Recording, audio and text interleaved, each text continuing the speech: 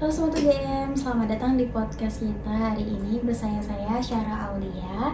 Dan kali ini kita bakal ngebahas sebuah topik yang sangat relevan dengan zaman sekarang.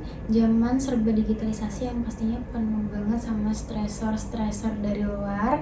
Oke, kali ini wawancara kali ini kita bakal ditemenin sama Kak Zaki Raffiansyah nih Kak. Boleh kenalin dulu diri Kak? Baik, jadi nama saya Zaki Raffiansyah atau biasa dipanggil Zaki, dan saya merupakan salah satu mahasiswa di Universitas Gadjah Mada. Dan kita di sini akan berbagi pengalaman mengenai manajemen stres ini gitu. Oke, jadi sebelum masuk ke teknik-teknik manajemen stres, kita mau bahas dulu nih apa yang sebenarnya dimaksud dengan stres. Nah, menurut kakak sendiri, stres itu apa sih Kak? Dan kenapa mahasiswa itu penting banget nih buat tahu cara mengelola stres itu sendiri? Baik, jadi kalau dari saya sendiri, menurut saya stres itu adalah keadaan di mana otak kita merasa tertekan, merasa penuh, merasa tidak bisa melanjutkan sesuatu karena berbagai hal, baik itu dari tekanan di tugas di kuliah, tekanan dari tugas di rumah, maupun keadaan sosial yang kita jalani pada waktu itu. Nah, stres ini itu datang akibat hal-hal yang sulit untuk kita tanganin, yang mana kita sulit sekali untuk memulainya, dan hal itu membuat stres ini muncul gitu. Bener banget sih Kak, stres itu kan selalu kadang tuh dianggap sepele gitu kan, padahal stres yang berlebihan itu juga bisa nurunin kemampuan kita buat berpikir secara kreatif dan mengambil keputusan yang tepat. Oleh karena itu, mengenali tanda-tanda stres itu penting banget buat kita untuk belajar dan gimana cara untuk mengelolanya Kak. Nah, kalau menurut Kakak Zaki, apa aja sih penyebab utama stres di kalangan mahasiswa khususnya di Universitas Gadjah Mada? Baik, kalau di UGM sendiri paling sering mahasiswa stres itu pastinya dari tugas. Dari tugas, baik itu tugas yang ada di kelas maupun yang dibawa ke rumah. Tugas yang lumayan banyak ini itu bisa menimbulkan stres jika tidak di-manage dengan baik. Stres yang muncul ini merupakan stres yang buruk karena kita tidak melakukan tugas tersebut dan stres ini muncul akibat hal tersebut.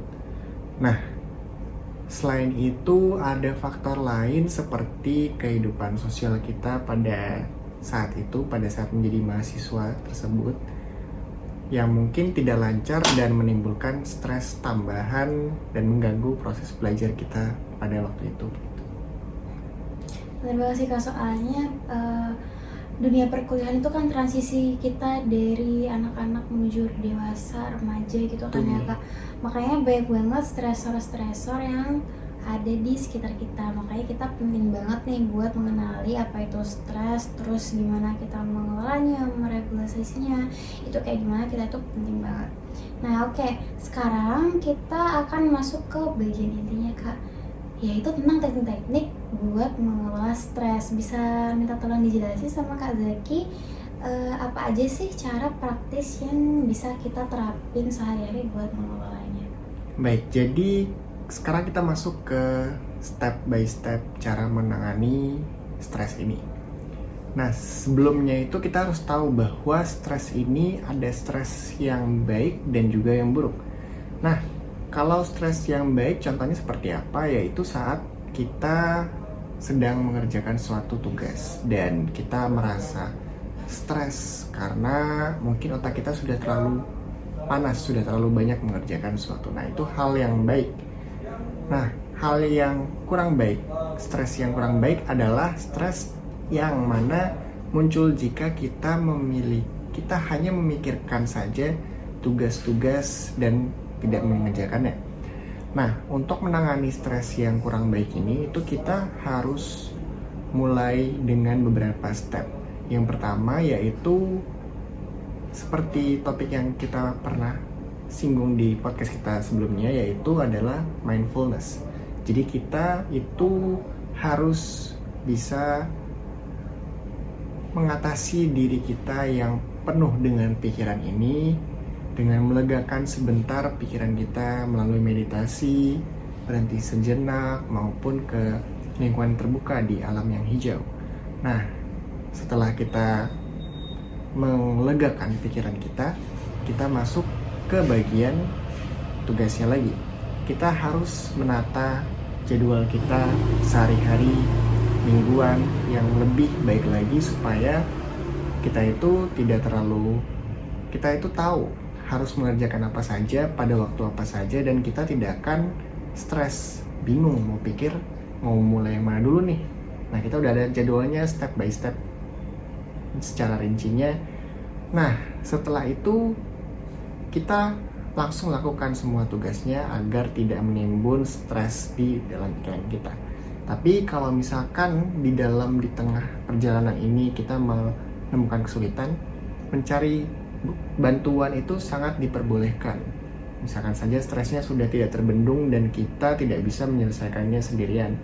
Mencari bantuan itu merupakan salah satu solusi alternatif, yang mana itu bukan sesuatu yang salah. Jadi kita sangat terbuka untuk membantu manage stres dari teman-teman, bisa ke teman satu kelasnya maupun orang tua ataupun kepada dosennya yang kalian kenal dengan baik gitu.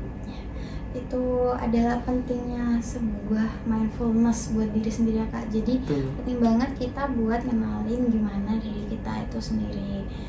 Soalnya pasti dengan kita kenalin diri kita sendiri, lama-lama akan terbentuk yang namanya kebiasaan dari pengalaman-pengalaman sebelumnya. Jadi kita bisa lebih terbiasa dalam mengelola stres gitu Kak.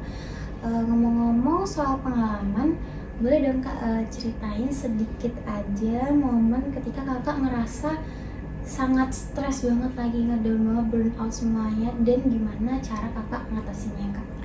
Baik, jadi ini sudah pasti sering dialamin karena tugasnya lumayan banyak di UGM sendiri, dan ya itu merupakan suatu pengalaman yang kita build dari kecil sampai sekarang, dan hari demi hari kita semakin baik dalam memanage stres ini.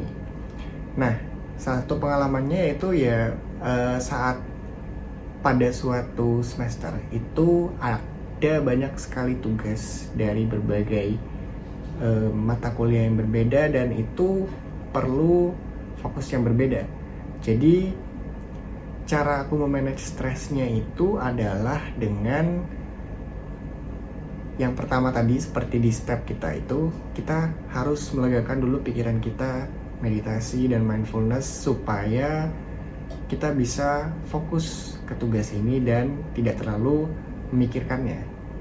Jadi kita tidak usah memikirkan tugas-tugas ini, kita langsung melakukan dan menyelesaikan mereka satu persatu. Bisa dimulai dari yang paling mudah terlebih dahulu, yang mana itu akan membuat snowball effect.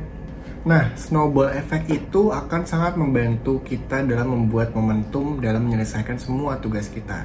Jadi yang satunya itu tugas mudah sebagai permulaan kita untuk memulai dari rangkaian tugas-tugas kita ini sampai ke tugas yang paling sulit kita kerjakan terakhir, dan itu akan menyelesaikan rangkaian tugas kita. Nah, pilihan lain adalah untuk menyelesaikan tugas dari urutan deadline mereka. Jadi deadline yang paling terdekat itu kita kerjakan terlebih dahulu sampai yang paling telat. Nah, itu juga merupakan salah satu cara yang jika ingin teman-teman coba juga bisa dilakukan untuk masing-masing gitu. Nah, jadi intinya tuh jangan sampai nunggu stresor-stresor itu sampai banyak banget terus menumpuk di pikiran kita, di badan kita semuanya gitu ya Kak. Betul. Soalnya nanti suatu saat juga stresor yang kita alamin bakal meledak juga teman-teman, kalau misal kita nggak tahu gimana cara ngelola stresnya dari hal-hal yang paling kecil gitu. Oke Kak, sebagai penutup, mari kita simpulin apa aja yang telah kita bahas bahas Kak. Jadi stres itu adalah bagian dari kehidupan, terutama di lingkungan kampus yang penuh tantangan ya kan. Betul. Kayak kita dari usia remaja menuju dewasa pasti banyak banget tantangan yang kita hadapin. Betul Namun sekali. dengan kesadaran dan teknik-teknik yang sudah kita paparkan barusan, dengan cara gimana sih mengelola stres yang baik dan benar, kayak mindfulness, olahraga, meditasi, semuanya, kita bakal bisa sedikit-sedikit merilis stresor yang ada di kondisi kita saat itu. Oke, Kak Zaki, terima kasih banyak banget udah sharing bareng sama kita di wawancara kali ini. Banyak banget ilmu yang sudah kita bagikan juga ke teman-teman semuanya, ke Sobat UGM. Terima kasih sekali lagi Kak Zaki. Terima kasih juga. Semoga setelah ini kita bisa mengambil pelajaran dari teman-teman gimana cara kita buat memanage stres, terutama di kehidupan kampus life nih Kak. Jadi biar kita lebih mindfulness dan pembelajaran kita juga bakal lebih efektif dengan ide-ide kreatif dan bisa kita lebih tepat lagi buat mengambil keputusan.